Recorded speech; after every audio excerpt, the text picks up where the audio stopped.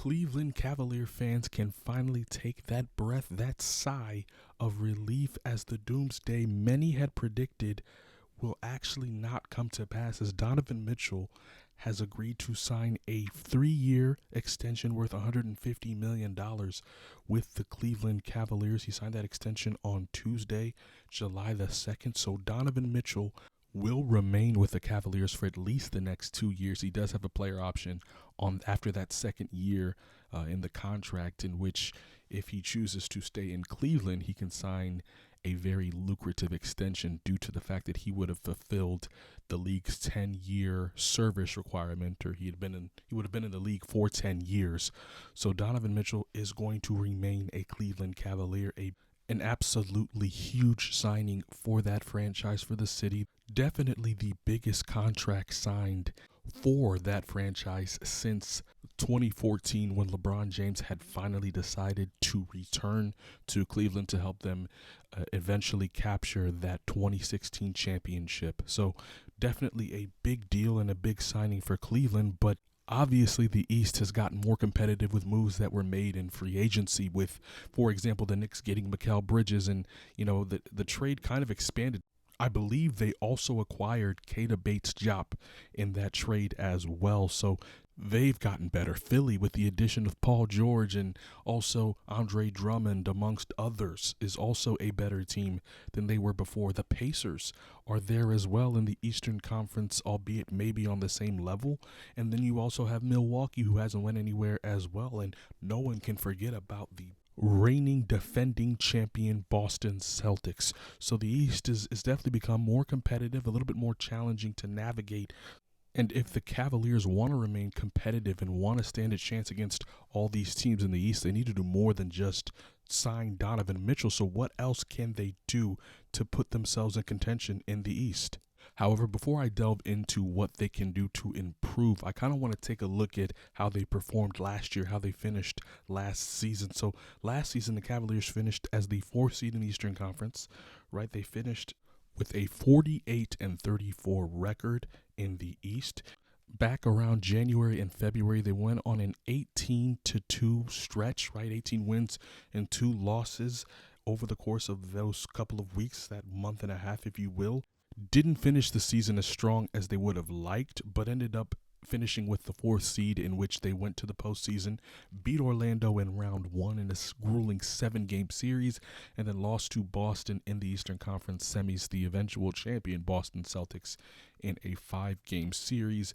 And henceforth, after that series, had decided to part ways with head coach J.B. Bickerstaff. So Cleveland, an all right season. If you take a look at what they've been doing over the course of the past couple of seasons, one can definitely make the argument that they've improved every season, right? One season they finished in the play-in a couple of years ago, and then last year made the playoffs for the first time since LeBron's departure, and only won 1 game, lost in a disappointing series to the Knicks, and then this season won their first round series in 7 games and then lost in the second round. So they're definitely trending in the right direction. And kind of putting myself in Donovan Mitchell's shoes, I can definitely see the progress, the improvement, and trending in the right direction every single season. However, I'm not just satisfied with losing in the second round. Granted, Donovan didn't play.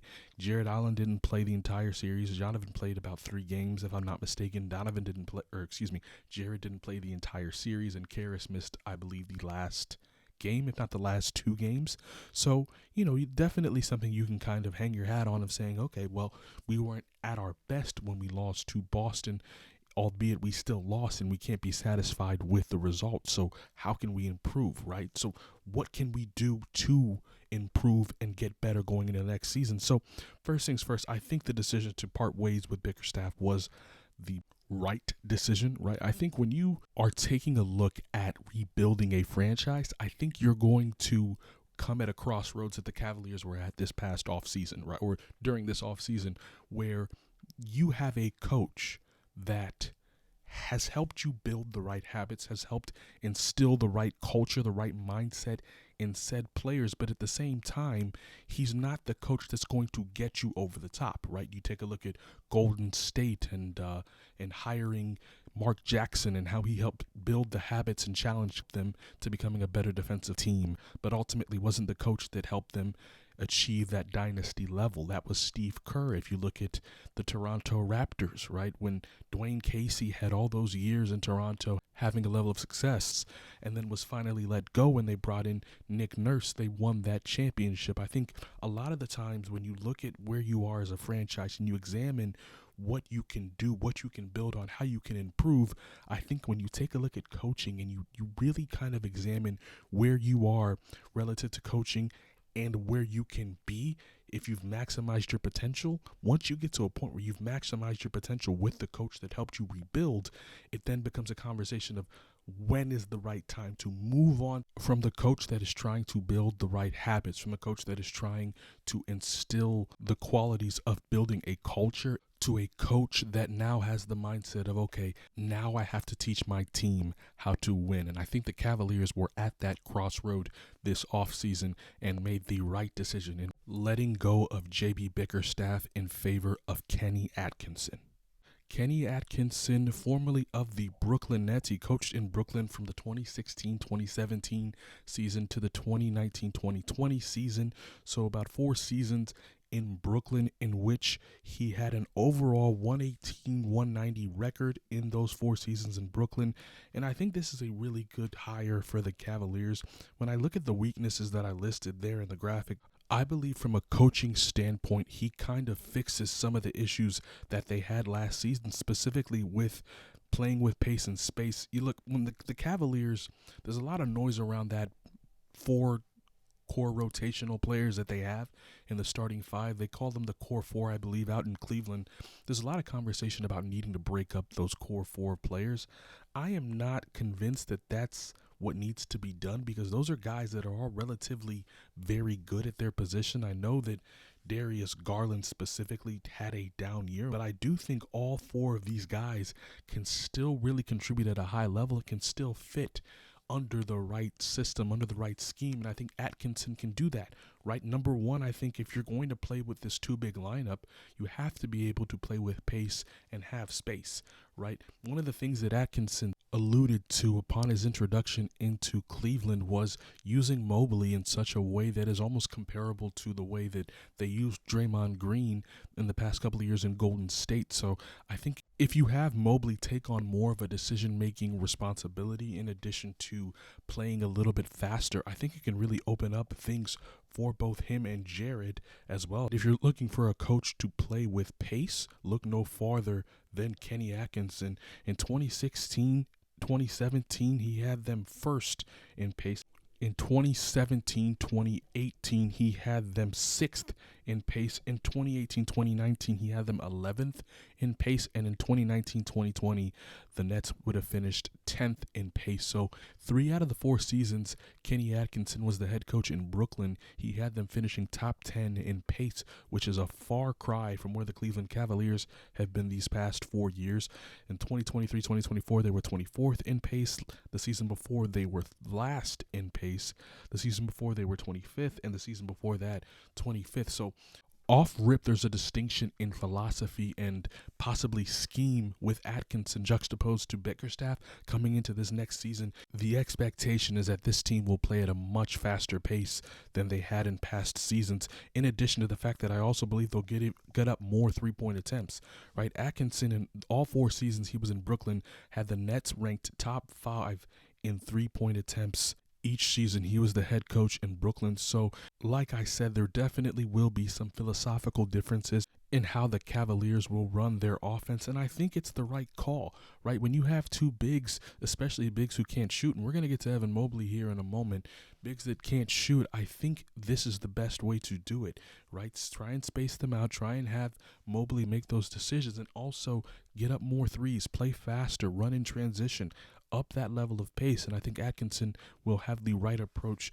to making the Cavaliers look like a much better team this season. But in addition to that, I also want to highlight the fact that he played a role in getting certain big men to attempt more threes, and by virtue of that, become actually good 3-point shooters in guys like Al Horford and Brook Lopez as well. And I highlight that specifically because as it pertains to Evan Mobley, I think that is the next key in his development. Evan Mobley this past season shot 37.3% from three, but he didn't take a whole lot of them consistently. I think with the arrival of Atkinson, I think he's going to encourage him to take more threes and get him more comfortable in shooting the three ball. And I think that's important in this development, as I think it'll also maybe even up his percentage and make him into a better three-point shooter. But speaking of Evan Mobley, I think that's what the Cavaliers need to address next, right? So they've re-signed Donovan Mitchell. They've hired their head coach.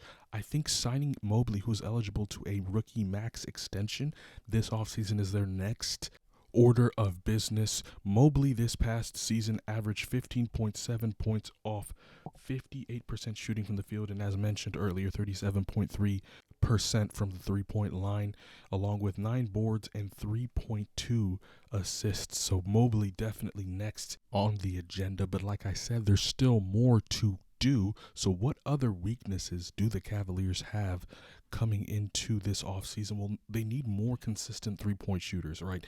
You come into the playoffs this postseason, and Max Strus and George Niang, guys that they acquired last offseason to kind of shore up that weakness, did not perform, right? So they need more guys that can knock down the three-point shot with a little bit more consistency.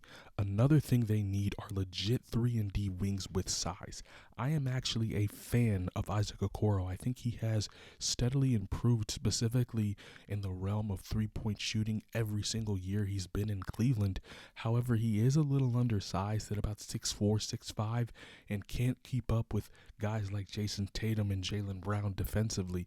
And if he's not as consistent as a three-point shooter as you would need him to be, he's more of a liability than he is an asset when he's playing on the court, right? And they also need legit backup bigs, right? Guys who can actually come in and contribute when Mobley and or Allen go to the bench or are injured, right? So I think when you take a look at that perspective, because I've already addressed the pace and space, right, I do think they need to focus on those areas. And I think these guys, these free agents that are still available as of this moment today, July 7th, I do believe these guys would be great fits on this roster, starting with Gary Trent Jr. Trent Jr., who last played in Toronto, is a career 38.6, I'll round that up to 39% shooter from the three-point line off 6 attempts a game, right? So definitely more in the volume and higher also in the percentage as well, so he's more efficient from the three-point line. And remember, Atkinson likes to have guys like a Gary Trent Jr. that can get the three-point shot up as much as possible, right? So I think Gary Trent Jr. would be a great addition for Cleveland. Saddiq Bey, right? I said they need wings with size, guys who are bigger and stronger than Isaac Okoro, right? Guys that can actually make it a little bit more difficult on the opposing wings with size that they're going to inevitably go up against in the Eastern Conference, right? Another guy is Precious Achiuwa. When it comes to backup bigs, I think Achiuwa is a very, very good option for Cleveland. He had 7.6 boards averaged last season off the bench, playing for both Toronto and New York. So definitely a guy that can rebound and he can finish around the rim as well. Another guy is somebody the Cavaliers fans should have familiarity with in Cedi Osman. I think Cedi Osman, he's a very interesting wing. He doesn't quite have the defensive chops you would want him to have. From a guy that size, he's about 6'7", 230, but at the same time, he competes and he did shoot the three at a 38.9% clip, almost 39% from three. So he competes, he has the familiarity with Cleveland, and he can shoot the three at 6'7", 230. So he has the size one would need from that position for the wing. Another guy is Haywood Highsmith, right? Haywood Highsmith last with the Miami Heat last season. Haywood Highsmith, 6'7", 220, definitely has that legit wing size and shot a 39.6% three-point clip with the Heat last season. So definitely a guy I would take a look at. Maybe bringing back Marcus Morris. it's another option, right? Marcus Morris for Cleveland was solid in his role last season for Cleveland and shot the three at a 40% clip altogether. I remember he was last in Philadelphia and they traded him to San Antonio, who bought him out, and he came to Cleveland and he shot the three at a 40.3% clip. So another guy that I think could definitely help. And the recently released Paul Reed, right? Another guy that can fulfill that backup big spot as well. So, when I take a look at all these guys, these potential fits, these are guys I think they can target in free agency. Now, there's also guys they can target via trade. The sign and trade option that I've been seeing floating around with trading Isaac Okoro for maybe Cam Johnson or DeAndre Hunter. But I definitely think if they can get 2 to 3 guys from that potential fits list that I have there in the graphic, they definitely are something of a wild card this coming season to upgrade that wing position coming into this season to complement the core four, if you will, that they have potentially coming back this season. There are a lot of insiders that still aren't convinced that they'll bring them back, but I kind of hope that they do. I think I like the fit of those 4 guys together. I know the 2 big lineup is a little clunky at times and isn't favorable in terms of how it looks in the analytics, but I still think that there is untapped potential there that Atkinson can reach with this team. But let me know what you think, right? With the Cavaliers re-signing Donovan Mitchell and bringing him back for the next 3 years, what do you think they can do, if anything at all, to start competing with the other teams in the East in the comment section below? Please also leave a like and subscribe, and we'll see you next time. But until next time, we hope you keep it inside the lines.